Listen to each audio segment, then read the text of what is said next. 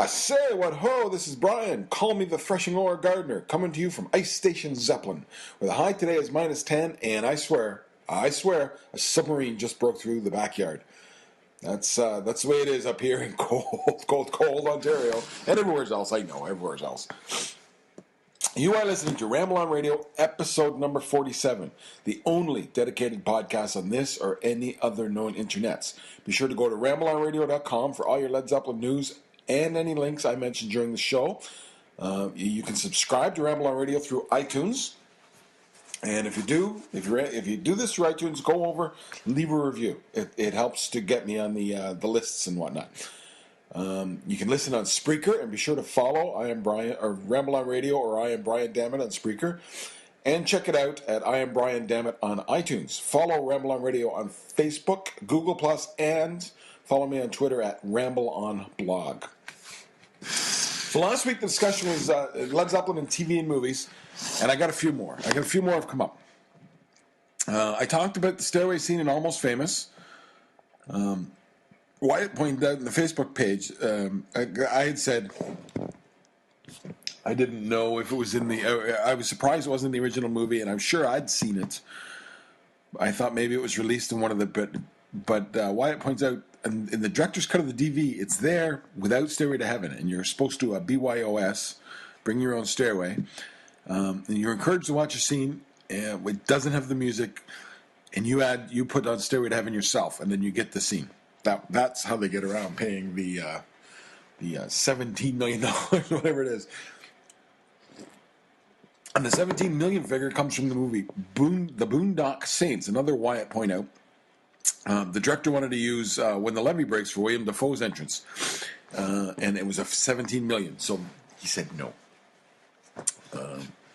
And said, boy, $17 million is a lot of money to use the songs. And I don't know this. I don't know the Boondock Saints, so I would have to. I'll have to slide into that. But if you go to the Facebook page, Wyatt posted actually a link to the scene in question and where it is on the scene that he would use it.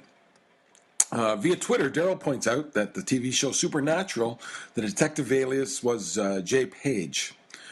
And I know this one, and I forgot. This is one that was in the back of my mind, and I've forgotten it. And I have never seen the show, but I knew of this one. And there was an episode where they had Jimmy Page. There was a lot of Led Zeppelin reference in it, and a Jimmy Page. And I think it had something to do with the guitar player, and they mentioned Jimmy Page being the best. But I could be wrong on that, because like I said, I've never actually seen the show, but I do recall some discussion about that. And also there was one, and this one I meant to include last week. I knew about this. It had come up in one of the for badge holders only. 2 weeks ago, someone on Pawn Stars was selling a black and white Neil Preston picture of Robert, the one at Kazar Stadium, holding the dove, and I guess it was an actual print or something. He was looking at a lot of money. But I haven't seen that particular episode, but I'm sure I will eventually. Pawn Stars is one of those ones I catch once in a while. And finally, I remember this one. This almost immediately, I shut things down, and you kind of walk away, and almost immediately went, "Oh, I know one now."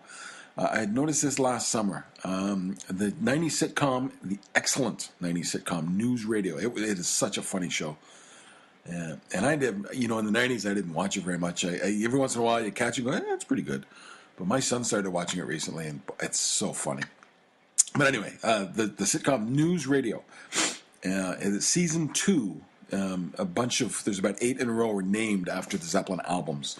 And it goes like this: episode 20, and this is season 2, episode 13. So it's episode 20 in total. And, but episode 13 for season 2, In Through the Outdoor. Episode 21, the song remains the same. Episode 22, Zoso. Episode 23, Houses of the Holy. Episode 24, Physical Graffiti. Episode 25, Led Zeppelin. Episode 26, Presence. Episode 27, Coda. Episode 28, Led Zeppelin 2. And 28 is, of course, season 2, episode 21. And that's the last episode in the season. So that's Led Zeppelin 2.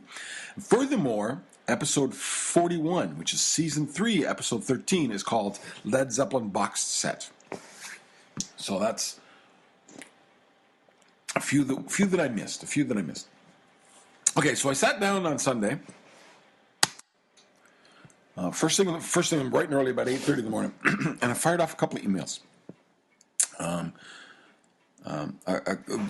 wanted to try and see if I could get somebody from the new band. I don't know if I mentioned this week.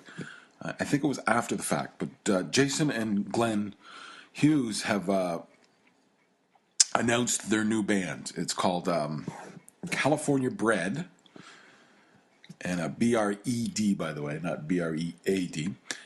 And it's with, as I've talked about here, Andrew Watt on guitar, and presumably some keyboards as well. And that's it. It's a trio. They got an album coming out in May. And so I thought maybe, just maybe, one of those guys would be willing to talk to us. So I fired off a nice, polite email, very professional. And I fired off a similar one to Peter Minch, Jimmy Page's manager. Jimmy's doing the on February 20th, I believe it is, next week on Thursday. He's doing a bunch of media for the re-release, the new re-releases. So that was Sunday. And I was hoping maybe I could get a chance to, or maybe they'd pass me on to a lesser person involved in the project, and we'd at least get somebody on to talk about it and spill a bean or two for us. And well, I must say, here's the response I have gotten.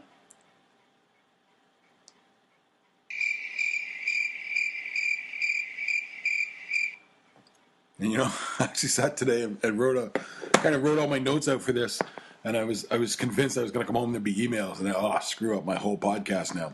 But no, they saved me. They did not reply. They sent the crickets, both groups.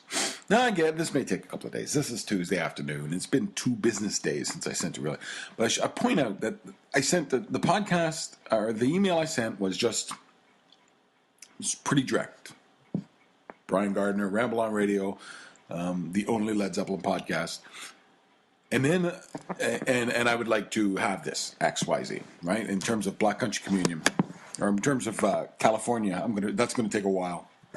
In terms of California Bread, I pointed out, asked as well for review material, and which I used to get with Black Country Communion, but it was actually run through Joe Bonamassa record company. So what I don't know is, this is a different record company. This would be different promotion side of things. So who knows what it'll be like. They were great to work with. I don't know what anybody wants to say about Joe Bonamassa when it comes to this, but he was great. His people were great to work with. And I appreciated it. So anyway, I basically, and what I did was, after the body of the email, I put in a little PR blurb. I just want to read it to you so you get the idea. This was a professional sounding-ish email. By the way, if anybody's in PR there and wants to improve on this, I plan on using it in the future, but it probably needs some touching. So if anybody's in PR and wants to do that, and I've already got some ideas on how to fix it myself, but Ramble on Radio has been a Led Zeppelin blog since 2007, covering all the news before and in the aftermath of Led Zeppelin's 2007 reunion concert in London. Having taken a couple of years to get over the fact that a subsequent tour wasn't going to happen, Ramble on Radio changed to a blog devoted to the professional activities of members of Led Zeppelin and people in their immediate circle, as well as stories about Led Zeppelin-related activities from around the world. In early 2011, I posted regularly for the website LedZeppelinNews.com while Steve Sauer was on sabbatical. After that was done, I began a podcast debuting in August 2011. Ramble on Radio, the Led Zeppelin podcast, has done almost 50 episodes, as currently is recorded weekly. In 2013, the podcast expanded into Spreaker and onto YouTube. Fairly basic, fairly simple. I mentioned in the when it says professional activities of Led Zeppelin, I put in brackets including Jason Bonham for the California Bread one. And then in the bottom of the California Bread one, I linked a bunch of articles for Black Country Communion reviews I'd done, because I've been positive. So I was hoping maybe this was, I guess what I'm getting at is, it wasn't just a fly-by-night email. It wasn't just, I'll try this, and they always say no. I sincerely, they're doing press. Both of them are, seem to be looking to do press. So I sincerely was offering press. And they sincerely replied with bupkis. And I agree, it needs some polish and stuff. But and now maybe they're going to be listening. Maybe they'll listen to this and go, jerks, back that goes. But maybe they're going to go back and listen to it. They got to do the review, and of course, if it winds up in Peter Mensch's hands, he maybe has to schedule things. Maybe has to talk to Jimmy, see if he wants to do it. Same goes for the Black. I don't know who. It was the press person for California Bread. I don't know, but maybe he's got to try and get a hold of people. So it's only been 2 days. So I'm not going to say you're not going to get one of these interviews or both of these interviews in the next while. However, what I thought I'd do today is run through some questions that I would have asked. And maybe we'll kind of try and pick apart the questions a bit ourselves. And I'd love to hear from you. In case it does happen in the next couple of days, Twitter and Facebook, whatever, Google Plus, although I really don't check that one, I confess. Let me know what you would ask. What you would ask the guys in California Bread, or what you would ask Derek Shrinian, or what you would ask, Jimmy Page about the reissues. Now remember, it's about the reissues. It's not about, where's the dragon suit? California Breed. So I've been calling it California Bread. It's California Breed. I just double checked that. It was in the back of my mind. I had it wrong. So there, it's California Breed.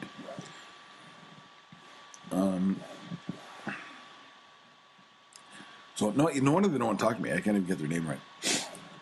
So let me know. Let me know what you think. But my questions, California Breed, that I've come up with so far would be, first off, whatever happened to we know that they had a fallout with Joe Bonamassa.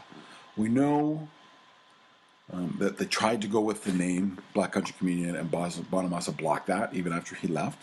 Presumably, the wanting to go with Black Country Comedian would have involved Derek Shrinian as well. But he's not involved in this one. So what happened in the interim to Derek Shrinian would be a question. Is he a Bonamassa guy, for instance? Is he... or was he just busy elsewhere? Was he not expecting this to happen? Did he decide, no, it's time to move on? Or does he hate Glenn too? Although I'm thinking Glenn or Jason or Andrew's not going to tell you why he hates Glenn. But he's a definite missing from all this equation. We know that Joe Bonamassa has had a split with Glenn, and obviously Glenn and Jason have gone off. Joe's gone off to do his solo stuff. Derek Shrinian's kind of left hanging. Whatever happened to him? The other guy who considered himself a fifth member, often considered this his band, really, was Kevin Shirley, the producer. Now, Shirley is a Joe Bonamassa guy. He produces Joe Bonamassa albums. He brought Joe Bonamassa into this project. He considers it his project. He really did. But it'd still be interesting to ask. Did they talk to Kevin Shirley? Was there any discussion of him producing? Would he, or is there bad blood between Glenn and Kevin Shirley now too? And then on the same kind of lines, what does Andrew bring to the table that's different from Joe? What makes him better than Joe, or what's different? What's going to be different about the sound? And I don't know Andrew Watts playing very well. I've kind of checked him out a little bit on YouTube. And for the last while, I've followed him on Twitter and stuff like that. But I suspect the answer will be plays with a little more emotion, a little less technique. And the criticism of Bonamassa, lots of guys have this criticism, is he's a very technical player, but he's not... They say emotional player. I think he lacks energy sometimes. I think there are times when the guitar really needs to just rise above it. And a little too fond of the compression maybe, or his sound just lacks that power and energy that you want to bring to the table. But not always, for one thing. I get the complaints about Joe Bonamassa being a technical, cold player, but I think they're only sort of, they're half true, is what they are. I think there are times when he really does break out of that mold. But what does Andrew bring into the table that Joe doesn't? So one of the complaints about Joe was that he wouldn't commit to touring, that that the band basically stagnated in large part because he was concentrating on his solo career. So the question is this new band going to be touring more? Can we expect more touring? And are they coming to Toronto or Southern Ontario? Ah, ha, ha, ha. And then along those lines, what are the expectations for this band? Because I think they may have got caught off guard by Black Country Community's success. I mean, in fairness to Joe, it probably always was meant to be a side project for everybody, meant to be a little bit of fun. And then when it became as successful as it did, Glenn and Jason were saying, "Boy, we could turn this into something. Let's tour. And Joe was saying, for Joe, this is still a side project. I have a very successful solo career. Where Glenn kind of flits around from project to project. Jason's the same. He have Led Zeppelin experience going on. That's about it. So, and the odd side project, but this could have easily become their main project. This could have become something quite nice for them, I think. I suspect it got beyond their expectation, and that may be why they're saying, "Come on, we want to tour." And Joe's going, "No, this is still just a side project. I still have a nice little solo career here." So I suspect that was a hindrance, So I wonder if what their expectations are, and if they're a little more managed than they were last time. And I guess the last thing would be, just what does Andrew do in terms of vocals and keys and all that sort of stuff. And we'll find that out when the album comes out, I guess. But that would have been the question. So then there's Jimmy. So Jimmy's doing on February 20th. He's doing a bunch of media for the reissues. Presumably, we're getting the first 3 albums reissued. And I presume it's just Jimmy. It's not the group of them. I presume it's not John Davis, the engineer, the audio engineer. I presume it's just Jimmy. And like I said before, bear in mind, that's the interview subject is going to be the reissues. It's not going to be Where's the Dragon Suit.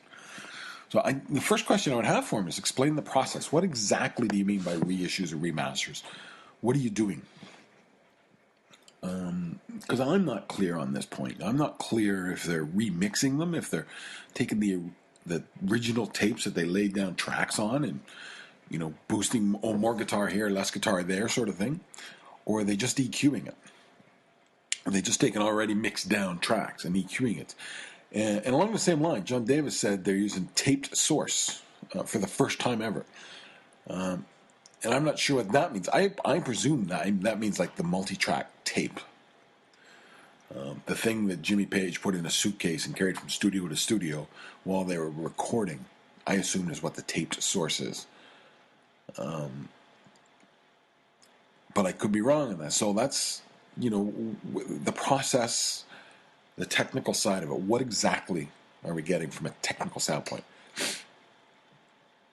And then, by the same token, the audio files are kind of wondering, what are we getting? Are we getting, so from an audio file, are we getting SACDs? Are we getting DVDAs? What are we getting in terms of CD and vinyl? Is it all in one box set? Is that going to include the extras? Is that just going to include the 9 albums? Is that going to be on vinyl? Is that going to be on CD? And alternately, a question would be the iTunes, the mastered for iTunes. What was the process there? And could they be used by? And I forget the name. Live something does.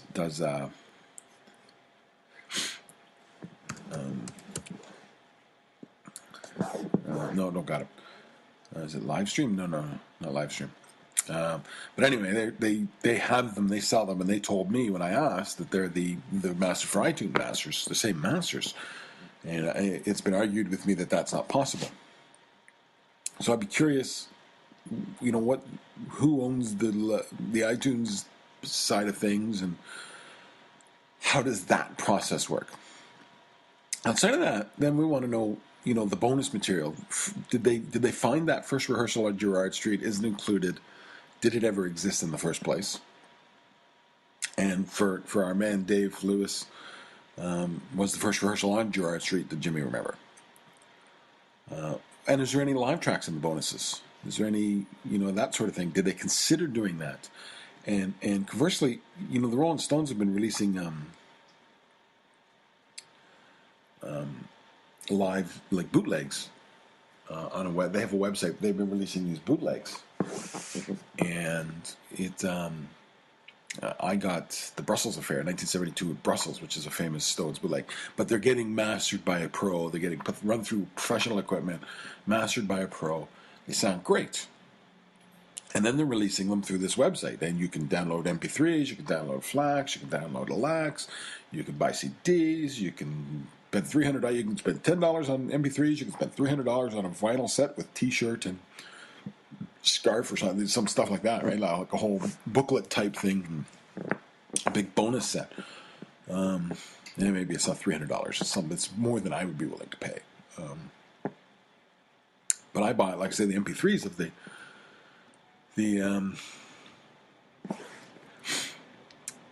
the first one they did, and it was excellent. It's excellent. It really is. Would they consider doing anything like that? Has Zeppelin ever looked at, and would they consider doing that with some of their live vaults? And the other thing, what about Record Store Day? Do you have any ideas? Are we going to do the? I think for my favorite Record Store Day idea is Wearing and Tearing. They were going to release Wearing and Tearing as a single, specifically for the Nebworth Festival. I'd love to see them release that for Record Store Day, as it kind of tie it in with the In Through the Outdoor release.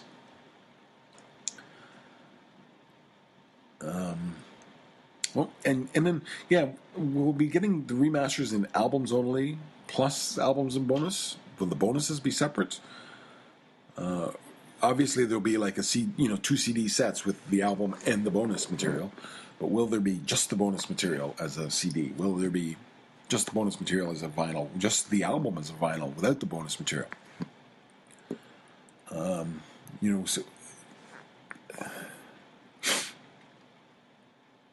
And then, of course, we won't ask where's the dragon suit, but where's the poppy suit? That's an important question. Have you any recent sessions with Robert and a pack of Mongolian goat herders that you would like to tell John Paul Jones about while we're here? Are there really 2 songs of John Paul Jones singing, which Robert talked about? Did they exist for real? And which that? And finally, I asked him about the Hurricane Sandy relief concert, the complaint that Led Zeppelin were going to play at it, and Jimmy's lawyer, Satan LLB Esquire, put the stop to that. And if so, why? What did the lawyers not like? Because as I've said before, the lawyers don't kind of say, Jimmy, you're mad at Robert, so you don't want to do this. They don't say, you haven't played much this month, so maybe you think not, maybe your performance won't be up to snuff. The lawyers look at the contract and say, you know what, my guess, an absolute guess, is the contract stipulated that Harvey Weinstein owned the performances, not Led Zeppelin. That's my guess. And the boys and probably the lawyers said, no, you want to veto over any releases on this, and they couldn't get it. But because that changes the story a bit. It's not so much that evil. It's, well, you could have had them if you'd have conceded 1 point on the contract. Those. So I'd be curious what the lawyers found that they didn't like. And that's so. Listen, Jimmy, if you're listening, if you're checking out the pod, those are simple questions. Nothing awful in there, and I'll drop the goat herder one. I will. Poppy suit's in though. That's yeah, that's it. That's it. I won't do the Jimmy Page because he doesn't want to answer the poppy suit question. I can't see that happen. And the same goes for Glenn Hughes. If you're checking this out, right? Simply, I want to help promote the band a little. Give me a chance over here, and we'll play some of the music, and we'll have a nice time. And we'll get this. We're episode 47. We're going to be up to 50 soon. And speaking of that, by the way, I mentioned last week that I'm going to start dropping some episodes from the front end once we hit 50 over at Podbean. The same is going to happen. Probably not this one, probably next one at Spreaker. Spreaker looks like, it's free. It's a free thing and stuff. but it looks like maybe 10 or 12 episodes is all I can handle at a time. So they'll be up until they're not up. That's what it boils down to. I actually think it's 10 hours of disk space I have there. So however long. But once I get this one, I have about an hour left. So probably before I put the next, before 48 goes up, whatever the first one is, and it's somewhere around 40, I'm thinking, or 30, 37 or something, it will get taken down.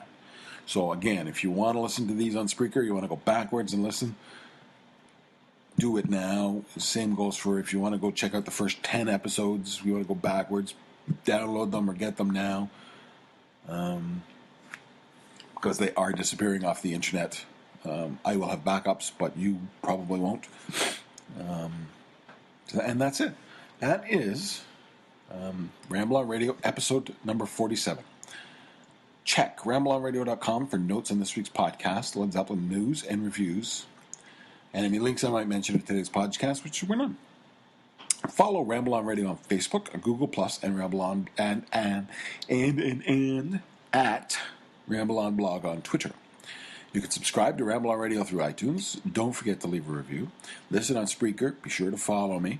And check it out on I Am Brian, damn it, on iTunes, or on eBay. You ever just want to bang your head on the table? I have iTunes written down, and it's wrong. And that's the problem here, right? So check it out on iTunes. And check it out at I Am Brian, damn it, on YouTube.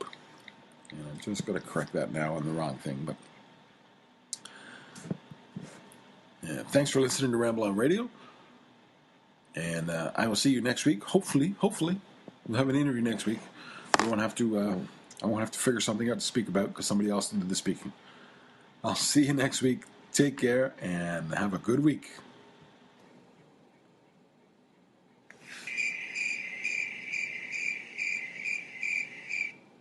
Switch off the internet.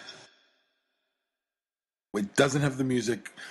And you put on Stairway to Heaven yourself, and then you get the scene. That's how they get around paying the $17 million, whatever it is. And the $17 million figure comes from the movie The Boondock Saints. Another Wyatt point out. The director wanted to use When the Levee Breaks for William Dafoe's entrance, and it was a $17 million. So he said no. Except, boy, $17 million is a lot of money to use the songs. And I don't know this. I don't know the Boondock Saints, so I would have to. I'll have to slide into that. But if you go to the Facebook page, Wyatt posted actually a link to the scene in question and where it is on the scene that he would use it. Via Twitter, Daryl points out that the TV show Supernatural, the detective alias was Jay Page. And I know this one, and I forgot. This is one that was in the back of my mind, and I've forgotten it. And I've never seen the show, but I knew of this one. And there was an episode where they had Jimmy Page. There was a lot of Led Zeppelin reference in it, and a Jimmy Page. And I think it had something to do with the guitar player, and they mentioned Jimmy Page being the best. But I could be wrong on that because, like I said, I've never actually seen the show, but I do recall some discussion about that. And also there was one, and this one I meant to include last week. I knew about this. It had come up in one of the for badge holders only. 2 weeks ago, someone on Pawn Stars was selling a black and white Neil Preston picture of Robert, the one at Kazar Stadium holding the dove, and I guess it was an actual print or something. He was looking at a lot of money. But I haven't seen that particular episode, but I'm sure I will eventually. Pawn Stars is one of those ones I catch once in a while. And finally, I remember this one. This almost immediately, I shut things down, and you kind of walk away, and almost immediately went, "Oh, I know one now." I had noticed this last summer. The 90s sitcom, the excellent 90s sitcom News Radio. It is such a funny show. And I did, in the 90s, I didn't watch it very much. Every once in a while, you catch it and go, that's pretty good. But my son started watching it recently, and it's so funny. But anyway, the sitcom News Radio, season 2. I say, what ho, this is Brian. Call me the threshing ore gardener, coming to you from Ice Station Zeppelin, where the high today is -10, and I swear, a submarine just broke through the backyard. That's the way it is up here in cold Ontario, and everywhere else. I know, everywhere else. You are listening to Ramble on Radio, episode number 47, the only dedicated podcast on this or any other known internets. Be sure to go to rambleonradio.com for all your Led Zeppelin news and any links I mentioned during the show. You can subscribe to Ramble on Radio through iTunes. And if you do this through iTunes, go over, leave a review. It helps to get me on the lists and whatnot. You can listen on Spreaker, and be sure to follow I Am Brian or Ramble on Radio or I Am Brian Dammit on Spreaker, and check it out at I Am Brian Dammit on iTunes. Follow Ramble on Radio on Facebook, Google+, and follow me on Twitter at Ramble on Blog. So last week the discussion was Led Zeppelin and TV and movies, and I got a few more. Have come up. I talked about the stairway scene in Almost Famous. Wyatt pointed out in the Facebook page, I had said I didn't know if it was in the... I was surprised it wasn't in the original movie, and I'm sure I'd seen it. I thought maybe it was released in one of the... But Wyatt points out, in the director's cut of the DV, it's there without Stairway to Heaven, and you're supposed to BYOS, bring your own stairway. And you're encouraged to watch a scene